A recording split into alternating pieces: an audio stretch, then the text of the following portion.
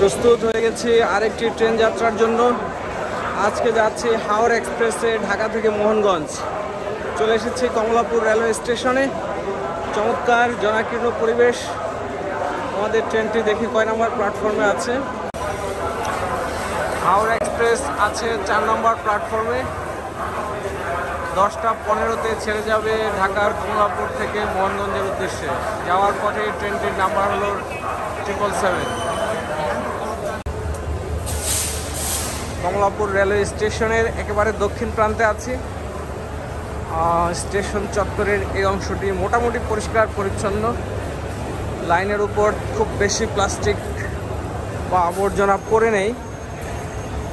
আজকে দেখা যাক হাওড়া এক্সপ্রেস তার কেমন যাত্রী সেবা দিয়ে থাকে।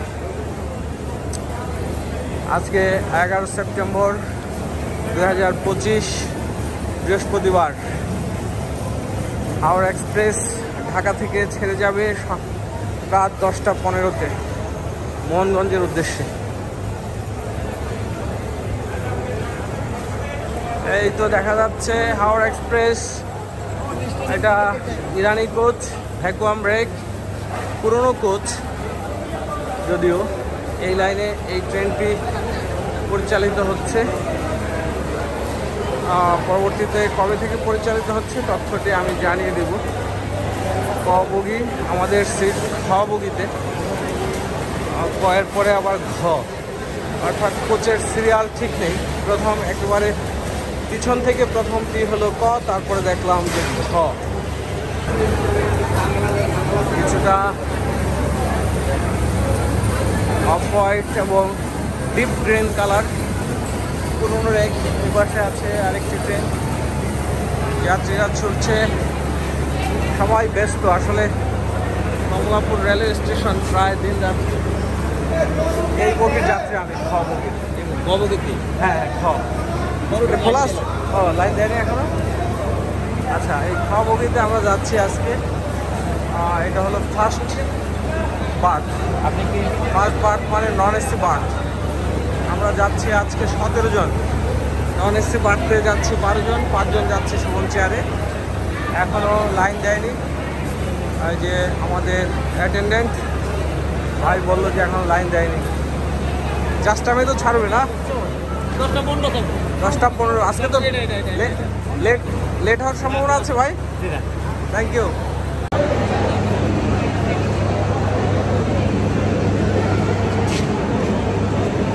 আপনার সাথে একটা ছবি তুলি।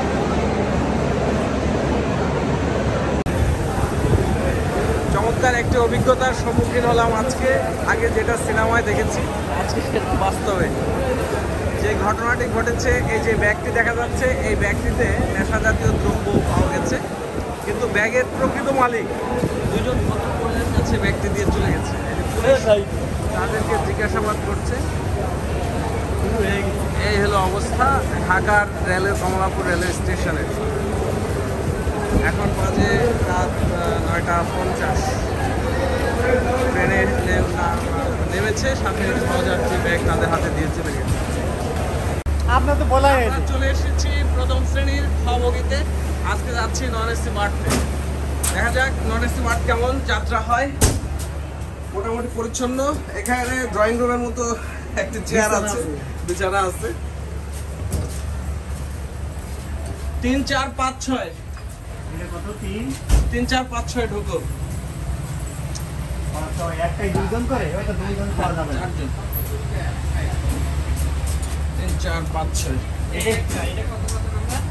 11 12 13 14 আছে না? 11 12 13 14। হ্যাঁ, আমাদের 3 4 5 6 তো আছে দেখলাম।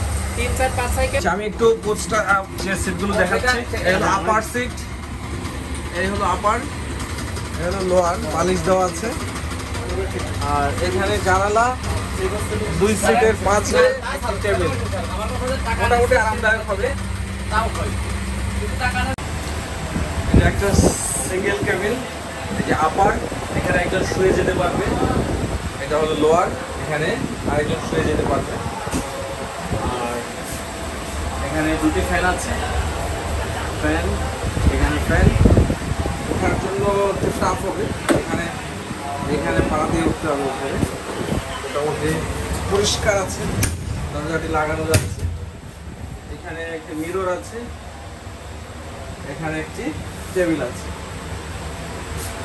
মোটামুটি পরিষ্কার। এটা হলো হাওড়া এক্সপ্রেসের single cabin, non AC cabin. এইটা হলো non AC chair car,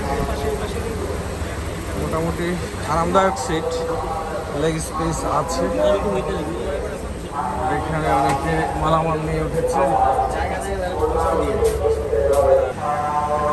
AC cabin বাইরে আছে, বাইরে থেকে দেখালাম এসি কেবিন।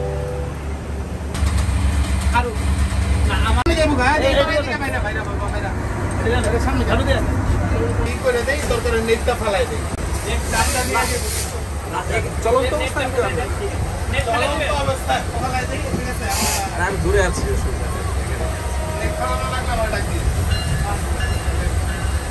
নির্দিষ্ট সময়ের 10 মিনিট পরে ঢাকা কমলাপুর স্টেশন থেকে ছেড়ে যাচ্ছে হাওড়া এক্সপ্রেস। কমলাপুর রেলওয়ে স্টেশনের ওইখানে এই লোকো শেড এবং কোচ শেড, বাইরে মোটামুটি অন্ধকার।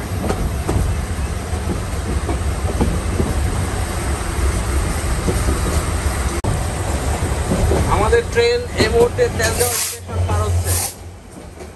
পাশে আরেকটি ব্রডগেজ ট্রেন রয়েছে, ট্রেন পাস করে যাচ্ছে তেজগাঁও স্টেশন।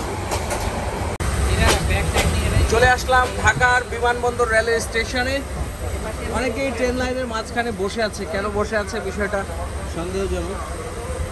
এটা হলো উল্টা দিকে, অর্থাৎ ঢাকায় প্রবেশের যে প্ল্যাটফর্ম সেটি দেখা যাচ্ছে এখান থেকে। আমরা কেবিন থেকে আসলে প্ল্যাটফর্মটি দেখা যাচ্ছে না। তারপর আমি একটু দেখানোর চেষ্টা করছি, প্রচুর যাত্রী এখানে।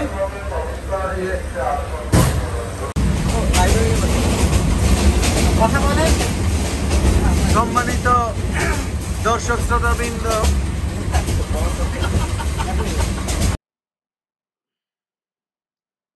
বিছানা করছিলাম, বন্ধু ফারুক তার বর্ণনা দিচ্ছিল। আসলে চাদর এবং বালিশ মোটামুটি পরিচ্ছন্ন ছিল, তারপরও আপ টু দ্য মার্ক বলা যায় না। তো বেশ চমৎকার একটি যাত্রা হয়েছিল সেদিন রাতে। বিলুপ্ত হয়েছে।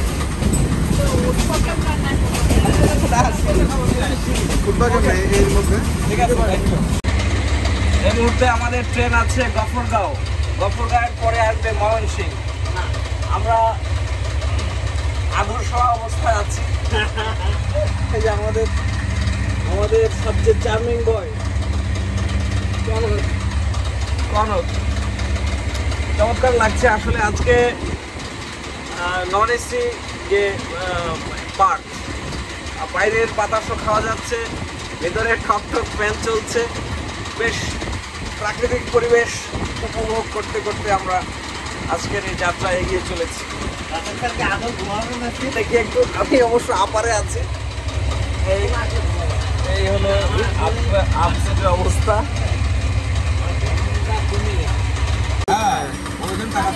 গফরগাঁও স্টেশনের বাইরের দৃশ্য, অনেক মানুষ প্ল্যাটফর্মে শুয়ে আছে, হাঁটছে। আসলে রাতে একটা স্টেশনের কেমন দৃশ্য সেই বিষয়টি দেখানোর চেষ্টা করছি। এই মধ্যরাতে আমরা খেয়েছি বাদাম। এই মুহূর্তে আমরা আছি ময়মনসিংহ রেলওয়ে জংশন। ময়মনসিংহ থেকে একদিকে চলে গেছে জামালপুর, ডান দিকের লাইন চলে গেছে মোহনগঞ্জের দিকে। যদিও রাত এখন কয়টা মিস্টার আসাদ, এখন কয়টা বাজে? খাঁটি দুধের চা, রাত 2টোয় চা। এই হলো আজকের ট্রেন যাত্রা। ওদিকে চলছে খানা পিনা। আর এই হলো ময়মনসিংহ রেলওয়ে জংশনের প্ল্যাটফর্ম। এখানেও কিছু মানুষ শুয়ে আছে, কিছু মানুষ হাঁটছে। এখন বাজে ভোর কয়টা? 4:37। ভোরের আলো এখনো ফোটেনি। এই ভোর হওয়ার আগের মুহূর্তে ট্রেন ছুটে চলেছে মোহনগঞ্জের পথে। ময়মনসিংহ, শ্যামগঞ্জ, নেত্রকোনা, ঠাকুরকোনা এবং বারোহাট্টা পেরিয়ে সর্বশেষ স্টেশন মোহনগঞ্জের কাছাকাছি চলে এসেছি। আর কিছুক্ষণ পরেই মোহনগঞ্জ। আমরা চলে এসেছি মোহনগঞ্জ। এই যে বাঁদিকে প্ল্যাটফর্ম, কিছুক্ষণের মধ্যেই মোহনগঞ্জে আমরা নেমে যাব। এখনো প্ল্যাটফর্মে মানুষের আনাগোনা। নেমে এরপর স্টেশনটা দেখাচ্ছে। এখন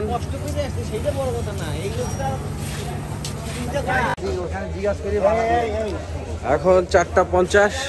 আমরা সঠিক সময়ে মোটামুটি এসে পৌঁছলাম মোহনগঞ্জে। এখনো আলো ফোটেনি, অনেক মানুষ নেমেছে, দাঁড়িয়ে আছে।